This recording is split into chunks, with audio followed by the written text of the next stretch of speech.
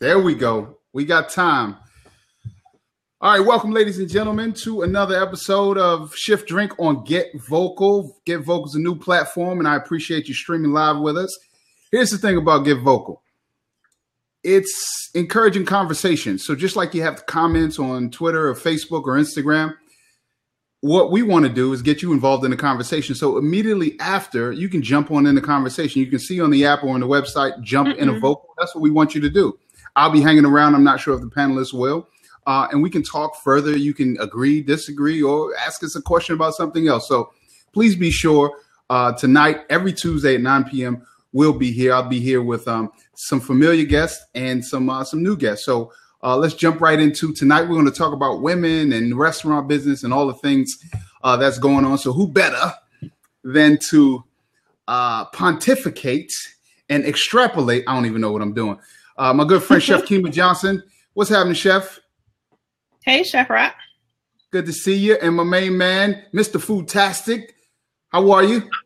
I love it when people say pontificate. Yeah. I love that word. Pretty awesome word. I done drained up a bunch of my time. That DC was supposed to join us. I'm not sure if it's going to let us jump in, but maybe he'll catch us on the afterward. I'm going to jump right into it. And Kima, I'm going to start with you. Anthony Bourdain said something about the cycle of abuse in his last interview, which everybody can go check out. He was talking about how we're abused as chefs, and we put that, we abuse, just like any other type of abuse.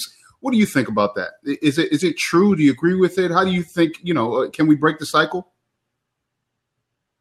We can, am I on? We can definitely break the cycle. It's the same when you have another type of abuse and one person decides to do the exact same thing and another person decides to do the complete opposite. If it were me and I was having that kind of abuse, I would be trying to be the opposite, not putting that on somebody else. Jay? I mean, it's 100% you can break the cycle. I think with anything, if it was a chef, if it was a teacher, if it was any industry, there's always problems within that industry. I look at like the chef industry as like sometimes, and I say this lovingly, sometimes we're a bunch of misfits, right? And so we have some issues. We sometimes escape other careers to become a chef, and chefs are like, I think there's like this mystery around us, and we have all these things sometimes that are growing within us. But like anything that has troubled us from the start, sometimes you have to get to the root. And how you change that, for me, is like you change the culture of your environment.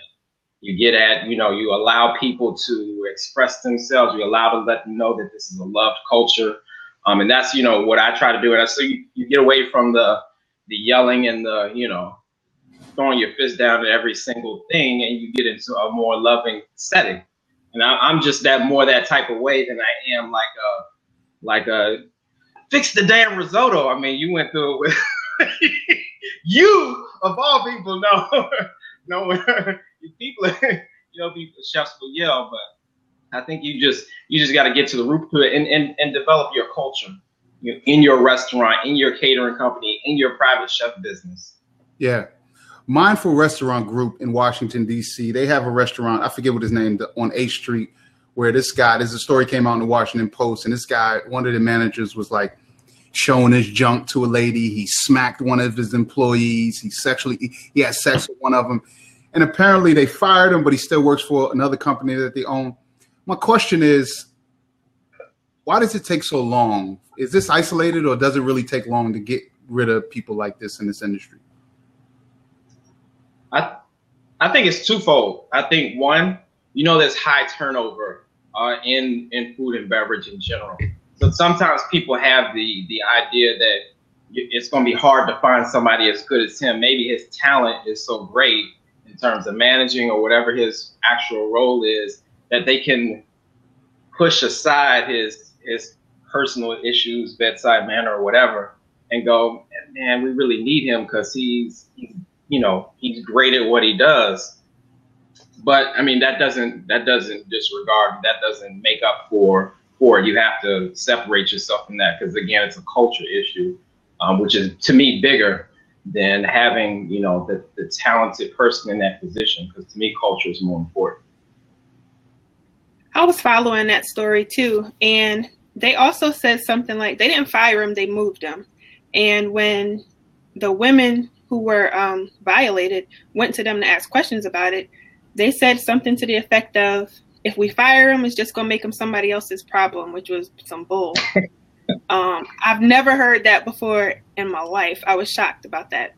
And I do think that it depends on what's more important to you, because they also said that all of these allegations happened before his warning. His warning should have been like the employee handbook or the day of hiring. It's not when the females warned him, it's when he came on the job. Amen. Yeah, I wonder about the victims. Like, I just, does anybody care about the accusers? No. Yeah. Not in this case. No. Not in this case at all. So, Spotted Pig in New York, where Mario Batali was a partner, Ken Friedman, where they had the rape room.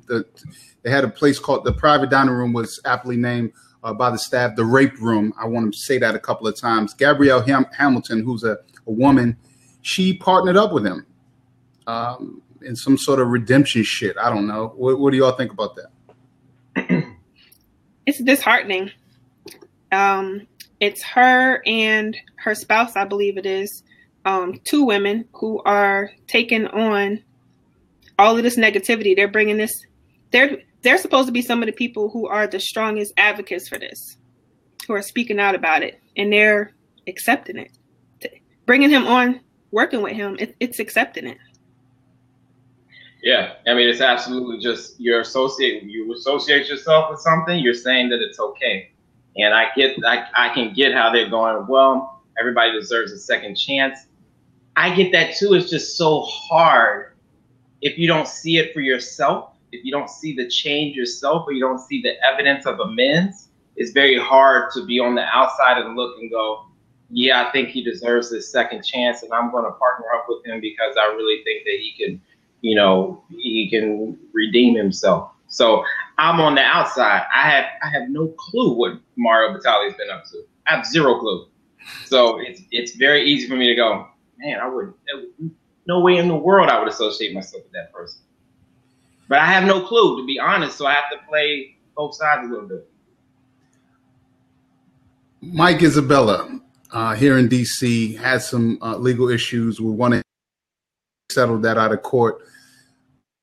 On an Eater the other day that said Mike Isabella in trouble again, which is sort of clickbait because it thinks like it's on that, sort of line.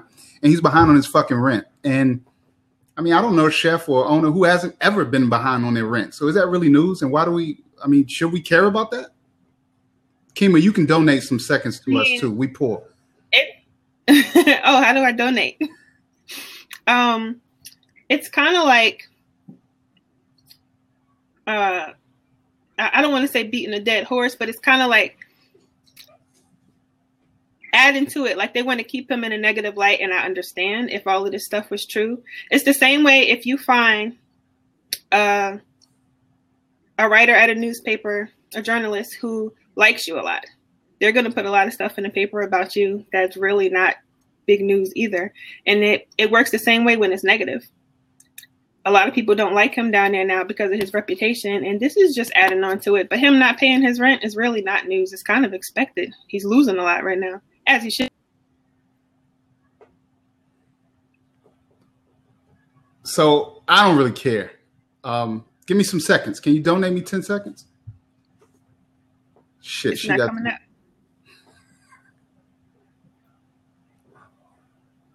It's not coming up, right? Hey, go. I'm gonna take seconds to roll with it. He definitely. You reap what you sow. What's going on, people? Hello, everyone. Take it, Chef. Take it away. What are we talking about today? Are we talking about people doing crazy shit in restaurants? Is that the topic? Pretty much. Donate some seconds to Rock, Chef. Oh shit. Okay, hold on. I got to figure out how to do that. I don't see it up there. He said just keep going. All right. So where were you guys at? Oh shit, everybody's run out of minutes and we ain't even 15 in it. So look, my thoughts on this whole thing about sexual harassment in restaurants is real simple. Keep your fucking hands to yourself. We're supposed to be professionals, whether you are a man or a woman or what the fuck ever. You come to work to do your job. So why is it that women are disproportionately being harassed in these restaurants? Why are these restaurateurs losing their businesses? People like Michael Isabella, Mario Batali, etc. People have known about their activities for a long time, so it's not new, right? But the reality is it's about respect. If you have anyone working in your kitchen, in your back of the house, or in your front of the house, these people deserve to be respected as professionals. So why not respect them? Do your job, go home, and let it go. And what's happening is we work in an industry that's actually very abusive, and there are abuses that go around. They're not just sexual harassment. It's abuses if you're brown or black and how you get paid and how you're treated at work when you're working. And I think people have had enough of it, and that's why you're seeing more and more people speak up and speak out, which I'm very happy about. And as a person who is both a chef and a potential restaurateur in the near future, I don't shit where I lay. I don't care how fine you are. I don't care how beautiful you are. I don't care how well you smell. I ain't messing with you. I can go home and do all that.